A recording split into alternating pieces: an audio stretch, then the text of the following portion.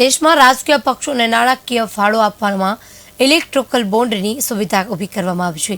કોંગ્રેસનો આક્ષેપ છે કે ભાજપે ઇલેક્ટ્રો બોન્ડ થકી વિશ્વનો સૌથી મોટો ભ્રષ્ટાચાર સર્જ્યો છે. કોંગ્રેસ અમદાવાદ ખાતે પ્રદેશ કચેરી ખાતે આયોજિત પ્રેસ કોન્ફરન્સ ભાજપ સામે સીધો આક્ષેપ કર્યો છે કે ભાજપ ઇલેક્ટોરલ બોન્ડ થકી ગેરવહીવટ અને ભ્રષ્ટાચાર કરી રહ્યું છે. જો માહિતી 15 સેકન્ડમાં પ્રજા સમક્ષ મૂકી શકાય એ માટે ન્યાયિક લડત કરી સુપ્રીમ કોર્ટ થકી ઉપલબ્ધ કરાવવી પડી છે. વર્ષ 2017માં રિઝર્વ બેંક ઓફ ઇન્ડિયાએ જે શેલ કંપનીઓ સામે ચેતવણી આપી હતી એ કંપનીઓ પાસેથી ઇલેક્ટોરલ બોન્ડ મેળવી ચંદા હે તો ધંધા હે ને સાર્થક કર્યું છે. ભાજપે એવી 43 કંપનીઓ પાસેથી પણ ઇલેક્ટ્રોકલ બોન્ડ મેળવ્યા છે, જેની રચનાને માત્ર 6 મહિના જ થયા હોય છે.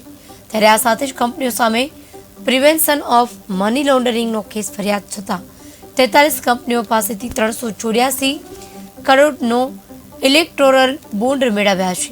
આ કંપનીમાં 19 કંપનીઓ તો હાઈ રિસ્ક શેલ કંપની છે, જેમાં કંપનીઓ માટે નાણાં મંત્રાલયની પણ ગાઈડલાઈન હતી. કેટલીક કંપનીઓ કે જેની સામે ઈડી, સીબીઆઈ અને આઈકમ ટેક્સ રેડ પડી હોય તેવી કંપનીઓએ કરોડોના ઇલેક્ટોરલ બોન્ડ ભાજપને આપ્યા છે. કોંગ્રેસે આજે આક્ષેપ કર્યા છે કે ભાજપ માટે ઇલેક્ટોરલ બોન્ડ ખરીદ કરનાર કંપનીઓ ભાજપે ધંધો આપ્યો છે. ભાજપ પોતાના સરકારી તંત્ર થકી બોન્ડ આપનાર કંપનીઓને ધંધો આપી કાયદો કરાવ્યો છે. ભાજપને બોન્ડ થકી ચંદો આપનાર 38 કોર્પોરેટર કંપનીઓને 179 કરોડનો ધંધો આપી વાટકી વ્યવહાર કર્યો છે. કોંગ્રેસ પક્ષ ઇલેક્ટ્રોકલ બોન્ડ આપી જે રાજકીય ભ્રષ્ટાચાર આદર્યો છે તે બાબતે સીટની રચના થાય એની માંગ કોંગ્રેસ પક્ષ કરે છે.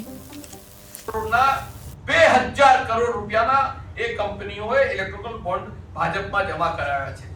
એની સાથે સાથે ઇલેક્ટ્રોકલ બોન્ડની અંદર ભાજપે જે આમ પ્લાનિંગ પૂર્વકનું જે ભ્રષ્ટાચાર ગેરવહીવટ જે કર્યો છે એ તમામ આપના માધ્યમથી electronic media, print media, social media આ તમામના માધ્યમથી દેશ અને દુનિયા એ જોયું છે.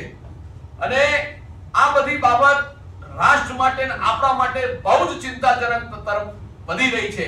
એક તરફ યુવાનોને રોજગાર નથી મળતો, એક તરફ સરકાર મોંઘવારીની મારથી આજે ગેસ સિલિન્ડર હોય, પેટ્રોલ ડીઝલ હોય, તમામ જીવન જરૂરિયાતની ખાદ્ય પદાર્થ હોય, જીએસટી હોય, તમામ ટેક્સ અને કરનું ભારણ અને મોંઘવારીની મારથી અસહ્ય મારથી પ્રજા પીડાઈ રહી હોય અને એમના મળતિયા ગેરવહીવટ અને ભ્રષ્ટાચારની અંદર કલાડુ ભારતીય જનતા પાર્ટી એમના જે લોકોને